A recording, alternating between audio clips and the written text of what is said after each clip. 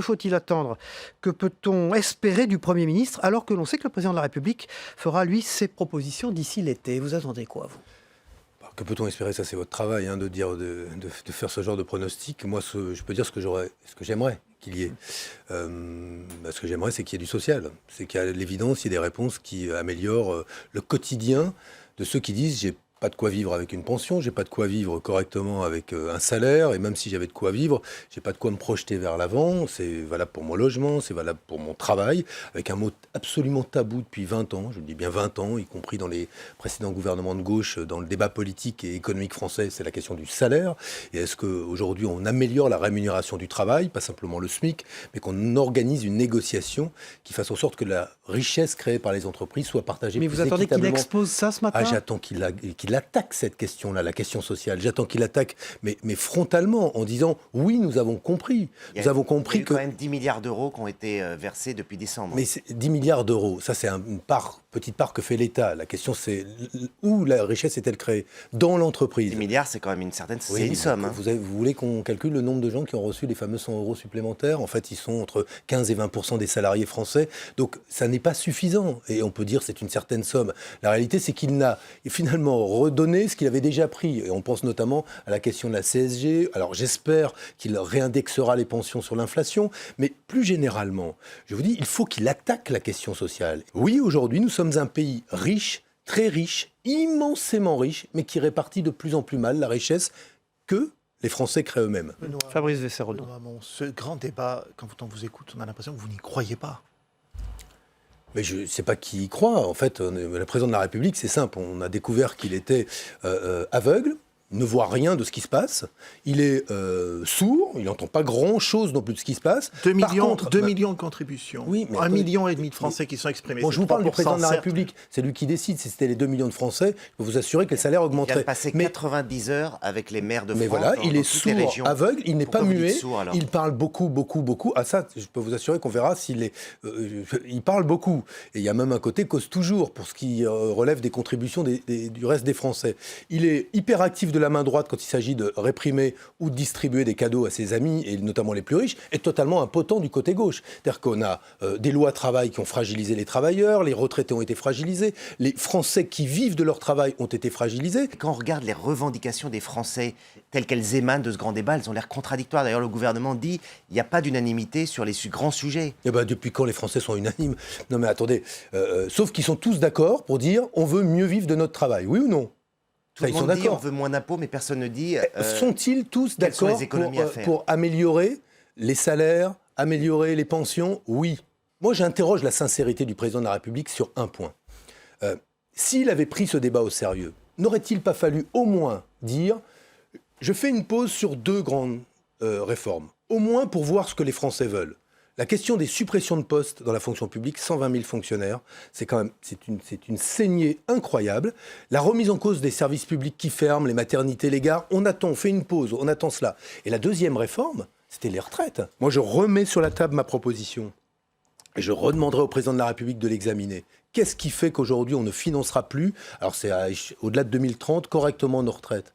C'est le fait les contributions qu'on demande des entreprises sont mal calculées. Pourquoi? Parce qu'elles sont calculées en fonction du nombre de salariés. Or, s'il y a moins de salariés dans les entreprises qui sont de plus en plus riches, de facto, elles contribuent moins à la retraite et donc à verser les pensions des futurs retraités que nous sommes. Eh bien donc, je propose que l'assiette des cotisations patronales, elle soit sur la richesse créée. C'est-à-dire que quand c'est un travailleur qui crée de la richesse, l'entreprise cotise, mais quand c'est une machine qui crée de la richesse, l'entreprise cotise. Donc on calcule sur le chiffre d'affaires et plus sur le nombre de salariés. Ça change tout.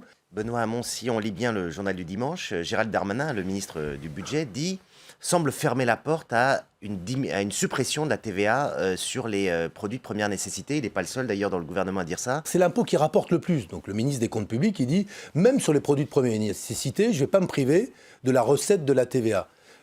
Aujourd'hui, oui, il peut y avoir un impact direct sur le pouvoir d'achat des ménages si on baisse la TVA sur les produits de première nécessité. Je rajoute des propositions.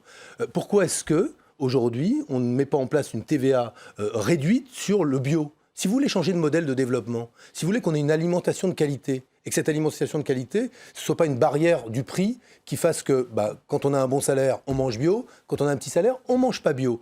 Eh bien, si on veut organiser la conversion de notre modèle agricole vers le bio et pour qu'on produise assez de bio, parce que ce n'est pas le cas forcément, pour pouvoir alimenter les marchés et les assiettes de tout le monde, voilà, on pourrait s'engager vers une baisse de la TVA. Mais là, on a baissé l'ISF, mais on ne baisse pas la TVA sur les produits de première nécessité. Ben, ça vous dit tout de ce gouvernement. Il y a une grève à nouveau dans l'éducation nationale. Mais ils ont raison de faire grève.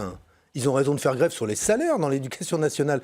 Un professeur des écoles... pas les salaires qui sont en cause, non, mais moi je peux vous dire que j'ai rencontré des profs. Oui, mais des profs qui, si vous croyez que la question salariale ne va pas être au cœur des demandes, on avait pendant 5 ans, moi j'ai été le ministre qui a fait que le budget a augmenté dans les 3 dernières années qui ont suivi mon passage à l'éducation nationale. On a créé des postes, on a essayé de préserver un taux d'encadrement qui était élevé, on s'est intéressé pour partir aux carrières, mais il y a tellement de travail encore à faire dans l'éducation nationale. Et notamment pour les professeurs du premier degré, regardez leur rémunération en entrée de carrière, qui est aujourd'hui... Non seulement ce n'est pas une profession attractive sur le plan financier, mais on voudrait que l'école se dépeuple, on ne procéderait pas autrement. Donc oui, il y a une question centrale autour de la rémunération des professeurs. Je sais que ça coûte un peu cher, mais soit le ministre de l'Éducation nationale défend les professeurs, et en défendant les professeurs, il comprendra qu'il défend aussi les enfants, soit il ne le fait pas et il n'a plus grand-chose à faire à sa place. Les européennes, problème de remboursement des frais de campagne pour certains partis, dont vous. Les sondages vous donnent... Tout sauf un, La République En Marche, si j'ai bien compris. Problème de sondage pour vous aussi. Vous êtes crédité autour de 3%. Est-ce que vous pouvez nous assurer ce matin que vous serez candidat à l'élection européenne quoi qu'il arrive? Mais oui, mais c'est un quoi truc qu'il de arrive. Arrêtez avec vos trucs de journalistes. Je veux dire, c'est bien que vous copiez... Non, mais des questions, ce sont des questions. Mais ce qui est marrant, c'est que vous posiez toujours les mêmes questions et qu'à peu près en copiant les copains. Donc à un moment, on aimerait qu'il y ait un peu d'originalité. Non, mais c'est vrai. Mais non. Donc, en l'occurrence, alors votre réponse, parce que oui, évidemment, sur les problèmes de remboursement, il existe. Oui, il y a un problème de financement de la démocratie en ce pays. Et incroyable, c'est qu'aujourd'hui, on nous demande, on n'a pas de prêt, et si on peut en avoir un tout petit bout, il faut qu'on engage nos ça engage biens personnels. De responsabilités financières. Est-ce que vous serez candidat, même si mais parce qu'on aura encourir ces responsabilités financières? Évidemment, mais parce qu'on sera au-dessus des 5%. Et pourquoi? Parce qu'on prend l'Europe au sérieux. Mais moi, je vois beaucoup de désinvolture dans cette campagne européenne de la part du parti au pouvoir, qui constitue une liste de briques et de brocs. On se demande, vous avez compris qu'il fallait siéger au Parlement européen et qu'il allait avoir des batailles décisives sur la question du climat, sur les questions stratégiques. Moi, je ne rentre pas dans cette campagne avec désinvolture. Avec désinvolture, c'est quand on n'a pas de programme. Ou quand on a un bout de programme, mais aucun mode d'emploi. Parce que le yaka faucon en Europe, c'est tellement facile. Sur ma liste, il y a des parlementaires européens expérimentés. La parlementaire de l'année au Parlement européen, Isabelle Thomas, bretonne, parlementaire de l'année. Guillaume Balas, qu'est-ce qu'il a fait Guillaume Balas? Il est celui qui a révélé le scandale de l'agence européenne qui prétendait parler du glyphosate et avait plagié pour moitié une étude de Monsanto. Édouard Martin, celui qui a permis qu'on avance sur l'ajustement carbone aux frontières. Non seulement ils sont là, mais ils sont accompagnés de qui? L'ancienne présidente de Médecins du Monde, des personnalités associatives sans équivalent. Très rapidement, le ministre de l'Intérieur, M. Castaner, a dit dans une conférence de presse qu'il y avait une complicité entre les ONG et les passeurs, reprenant d'ailleurs une position que Salvini de l'Italie. Qu'est-ce que vous en pensez? Même le Rassemblement National, M. Bardella, a salué cette déclaration. Il y a des informations que des services... Oui, ben voilà. Vous étiez ensemble au Parti Socialiste? Oui, il est surtout, on se demande ce qu'il y a fait, mais franchement, c'est la honte de la République, c'est la honte de la place Beauvau. Moi, justement, je parlais de François Sévignon, elle revient du Yémen, pays dans lequel on continue à vendre des armes à l'Arabie Saoudite, qui, elle, les utilise contre des populations civiles. Peut-être s'interroger aussi sur notre politique en matière d'armement. Mais Castaner, associer des gens qui sauvent des vies en Méditerranée à des complices des passeurs, en clair, les ONG, c'est pareil que les mafias, mais c'est honteux. Il fut un temps, les French doctors, comme on les appelait, c'était l'honneur de la France. On avait les premiers médecins humanitaires, les infirmières humanitaires, sur tous les terrains ils allaient, et maintenant... Tout ça parce qu'on est une bande d'hypocrites en France, qu'on fait sous-traiter à la Libye, il n'y a même pas d'État en Libye aujourd'hui, les gens, ou à la Turquie, parce qu'on ne veut pas les avoir, les réfugiés, on en est aujourd'hui à se livrer à ce genre de déclaration. Alors oui, moi j'ai un désaccord, mais total, philosophique, politique, intellectuel, avec ce monsieur de la place Beauvau qui déshonore la République quand il s'attaque aux ONG.